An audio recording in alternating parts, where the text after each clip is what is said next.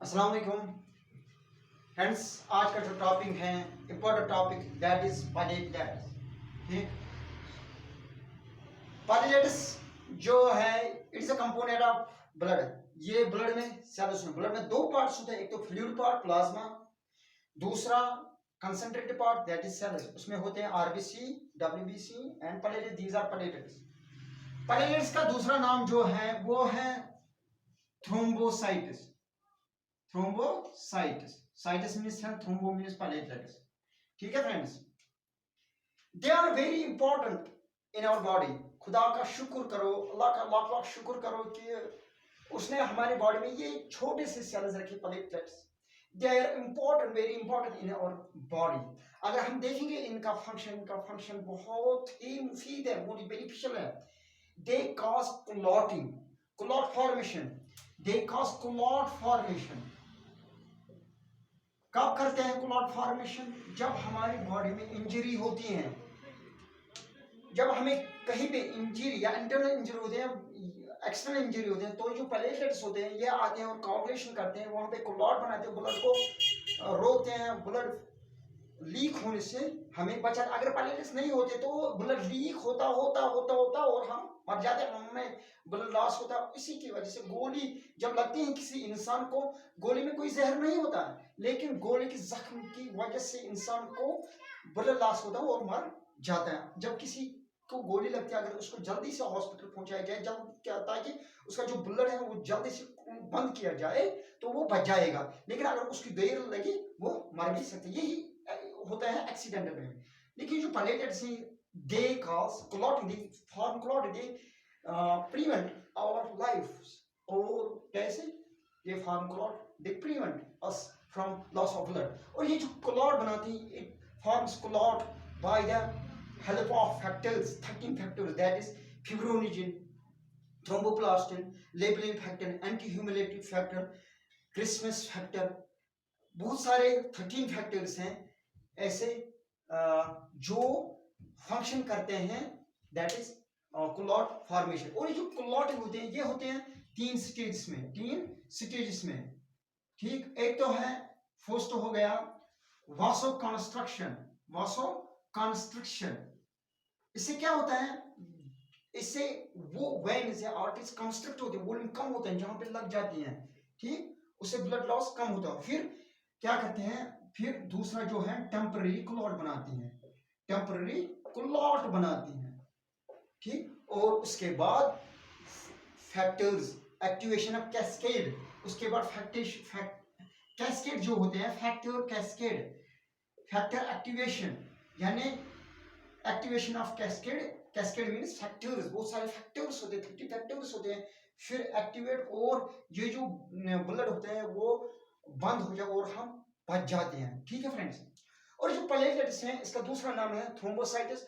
क्या होते हैं बहुत सारों में, आज अगर हम देखें 5% में थ्रोम्बोसाइटोपेनिया पाया जाता है, यानी जब प्लेटलेट कम हो जाते हैं then normal range. Normal range अगर हम देखेंगे, नॉर्मल रेंज इसका 1 लाख टू 3.5 लाख। ठीक है फ्रेंड्स, या कहीं पे लिखा होता है 1.5 टू 4 लाख। ये भी ठीक है और ये भी ठीक है। ठीक है फ्रेंड्स, ये है नॉर्मल रेंज। अगर कहीं पे प्लेटलेट्स कम हो गए किसी पेशेंट में, उसको कहते हैं थ्रोम्बोसाइटोपेनिया। ठीक है, कम होना देन नॉर्मल रेंज से, ये बीमारी हो गई। क्यों? क्योंकि प्लेटलेट्स कम हो, अब इसको कहते हैं थ्रोम्बोसाइटोपेनिया। ठीक है फ्रेंड्स, अब बहुत सारे काजेस हैं कि जब थ्रोम्बोसाइटोपेनिया होता है। और जो प्लेटलेट्स ये कहां बनते हैं? बोन मैरो में बनते हैं। ठीक है friends, by the hormone thrombopoietin hormone. ठीक है फ्रेंड्स, और इसके जो काजेस हैं, बहुत सारे काजेस हैं थ्रोम्बोसाइटोपेनिया के। ठीक, प्लेटलेट्स कम होने के। फर्स्ट जो है एप्लास्टिक एनीमिया, यानी अगर बोन मैरो में कोई डिजीज होगी, कोई इन्फेक्शन होगी या बोन मैरो कैंसर होगा, वो कम सेल्स बनाएंगे, उसको कहते हैं एप्लास्टिक एनीमिया। या कभी कभी क्या होता है न्यूट्रिशन की डिफिशियंसी, मिसाल के तौर पर आयरन डिफिशियंसी, फॉलेट डिफिशियंसी या विटामिन B12 डिफिशियंसी। ठीक, या कभी कभी क्या होता है वायरल डिजीज या बैक्टीरियल डिजीज। ये क्या करते हैं? ये डायरेक्टली अटैक अटैक करते हैं कहाँ पे, बैक्टीरिया अगर हम लेंगे तो डेंगू होता है, डेंगू जो आउटसाइड होता है मोस्टली जो होते हैं ये डायरेक्टली अटैक करते हैं मेगाकैरियोट सेल पे। मेगाकैरियोट सेल वो सेल है जो मदर सेल ऑफ जिस जिससे प्लेटलेट्स बन जाते हैं उसको कहते हैं मदर कैरियोट, मेगाकैरियोट मदर सेल उससे बनते हैं कहाँ दिस कौन प्लेटलेट्स, और उसको इन्फेक्ट करते हैं, उसको किल करते हैं दिस वायरस एंड बैक्टीरिया, ठीक। और या बैक्टीरिया कभी डायरेक्टली खा जाते हैं प्लेटलेट, और प्लेटलेट जो होते हैं वो थ्रोम्बोसाइटोपिनिया बन जाते हैं, वो काम आ जाते हैं, ठीक है फ्रेंड। या कभी कभी क्या होता है जिस लिवर में इन्फेक्शन होता है, या तो सिरोसिस होता है या सीएल डिप्रेशन कोई होता है, या कभी कभी क्या होता है सुप्लीनोमेगाली होता है, सुप्लीन बड़ा होता है नॉर्मल साइज है। हमने पढ़ा पास्ट लेक्चर में कि सुप्लीनोमेगाली से ये जो होते हैं प्लेटलेट्स काम होते हैं, क्योंकि जो सुप्लीनोमेगाली का काम ये होता है कि जो आरबीसी होते हैं या प्लेटलेट्स होते हैं जब वो उनका टाइम हो जाता है, ठीक, आरबीसी का 120 डेज, और जो प्लेटलेट्स होते हैं इनका जो नॉर्मल डेज होते हैं 6 to 8 डेज, फिर ये चले जाते हैं दिस सुप्लीन तक, और सुप्लीन को डिस्ट्रॉय करता है। और क्या होता है जब सुप्लीन इनका जो बड़ा होता है वो ज्यादा सेल्स को किल करता है, और जिसकी वजह से क्या होता है थ्रोम्बोसाइटोपिनिया।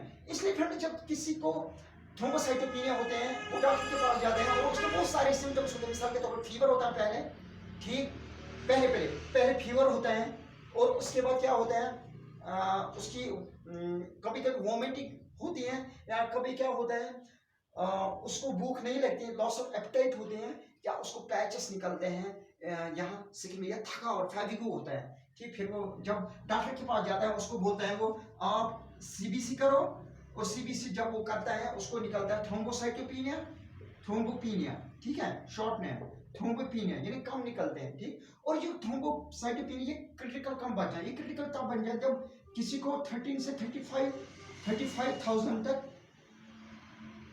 प्लेटलेट्स आएंगे, और इसके बाद इसको एडवाइस करते हैं कि आप मीन प्लेटलेट काउंट करो। मीन प्लेटलेट और सीबीसी जब हम करते हैं तो उसमें प्लेटलेट काउंट होता है मशीन के जरिए काउंट, ठीक। लेकिन जब मीन प्लेटलेट काउंट हम करते हैं उसमें भी होते हैं प्लेटलेट काउंट, लेकिन मीन प्लेटलेट में सारे दिखे जाते हैं, ये माइक्रोस्कोपी किए जाते हैं, इस पे स्लाइड बनाई जाती है मीन प्लेटलेट काउंट में, लेकिन यहाँ जो एनालाइजर सारे काउंट नहीं करते सारे प्लेटलेट्स, और यहाँ पे ये 30,000 या 35,000 दिखाएगा, लेकिन यहाँ पे ये 60,000 दिखाएगा, 50,000 दिखाएगा, कहाँ पे 50,000 या 60,000, कहाँ पे मीन प्लेटलेट काउंट में, क्योंकि इनका जो साइज होता है वो बहुत ही कम होता है, और ये पास होते हैं एनालाइजर से। लेकिन मीन प्लेटलेट जब करते हैं वहां से हम दिखते हैं स्टेन करके माइक्रोस्कोप के अंदर ऑयल इमर्जन पे लगाते हैं हम, एलिमोनियम पे 100x पे फिर इनको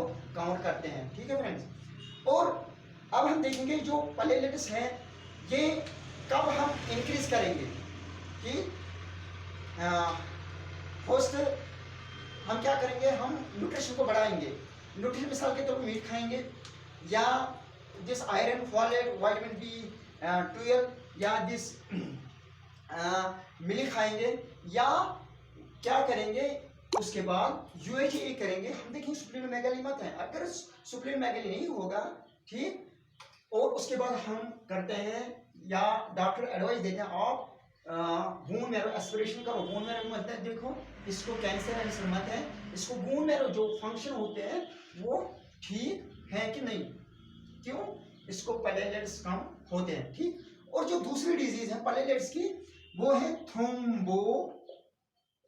थ्रोम्बोसाइटोसिस, नॉर्मल से ज्यादा थ्रोम्बोसाइटोसिस, ये भी हो गई बीमारी। और ये कब होती है, ये आयरन डिफिशिएंसी की वजह से होती है, या कभी कभी किसी को बोन मैरो में कैंसर होते हैं, कोई कैंसर होता है, बोन मैरो कैंसर होता है, तब uncontrolled division of cells increase होते हैं, और ये जो थ्रोम्बोसाइटोसिस होता है। और जो मैं उसके लिए भी हेपेरिन वगैरह मेडिसिन दिया जाता है, लेकिन वो बहुत सारे इफेक्ट्स काज करे, क्योंकि अगर प्लेटलेट्स कम हो गए तो कभी इंजरी होगी तो ब्लड लॉस होगा, और वो जल्द से क्लॉट नहीं होगा, ठीक है फ्रेंड। और इससे बेहतर था कि वो प्लेटलेट किसी पेशेंट को किसी हॉस्पिटल में दे, किसी पेशेंट के काम आए, फिर वो बच जाएगा, ठीक। और जो आखिरी सिम्टम है वो यह है कि येलोनिश होता है जब पेशेंट को 20,000 से 10,000 तक प्लेटलेट्स आते हैं। इसलिए फ्रेंड्स आप याद रखो हम क्या करेंगे, थ्रोम्बोसाइटोपेनिया और थ्रोम्बोसाइटोसिस, और डायग्नोसिस क्या है इनके लिए, सीबीसी है, मीन प्लेनिया, बोन मैरो एग्जामिनेशन है इनके लिए, या एक यूएजी करनी है ताकि देखना है कि इसको सुप्रीनोमेगली मत है। यह हो गया।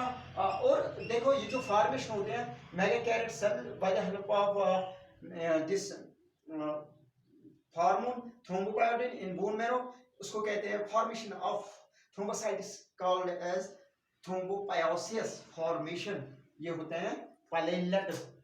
ये हो गया कंपोनेंट है। और अब हमने देखा जो प्लेटलेट होते हैं कम और कब होते हैं ज्यादा, उसके लिए बहुत सारे मेडिसिन दिए जाते हैं, बहुत सारे आयुर्वेदिक ट्रीट किया जाता है, नेचुरल ट्रीट किया बेस्ट हो गया नेचुरल ट्रीटमेंट, क्योंकि जब मेडिसिन इनको दिया जाता है तो इनको बहुत सारे कॉम्प्लिकेशन आते हैं। और फ्रेंड्स यहाँ एक याद रखो, जब प्लेटलेट्स कम होते हैं तो स्किन पे एक पैच निकल जिनको हम कहते हैं परपूरा, ठीक है।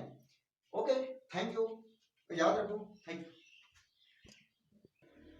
और फ्रेंड्स आज का जो मेन कॉज है कश्मीर में वो है डिहाइड्रेशन। अगर हम आज किसी को सीबीसी करेंगे तो इसको थ्रोम्बोसाइटोपेनिया आएगी, क्योंकि डिहाइड्रेशन होता है। डिहाइड्रेशन की वजह से टेम्परेचर बढ़ जाता है और डिहाइड्रेशन की वजह से बहुत सारा वाटर जो होता है लॉस होता है और उसकी वजह से थ्रोम्बोसाइटोपेनिया होता है, पीनिया थ्रोम्बोपेनिया होते हैं। फ्रेंड्स आप तो बोलोगे कि जो बाहर का टेम्परेचर होता है वो ज्यादा होता है, लेकिन उनका जो प्लेटलेट काउंट होते हैं, हाँ उनका प्लेटलेट काउंट ज्यादा होता है, क्योंकि वो उसी तरह के जूसेस पीते हैं जो कश्मीर में नहीं है। वहाँ नेचुरल होता है, यहाँ प्रोसेस्ड वो होता है। एक तो ये रीजन, दूसरा है कि वहाँ फिजियोलॉजिकल वो टेम्परेचर है, ठीक, वो उतना कम नहीं होगा जितना कि कश्मीर में। कश्मीर में अभी 5 डिग्री होगा, अभी 2 डिग्री होगा, अभी 40 डिग्री होगा, अभी 30 डिग्री होगा। यानी यहाँ यहाँ का जो टेम्परेचर है उससे स्वेटिंग ज्यादा होती है, ठीक है फ्रेंड्स।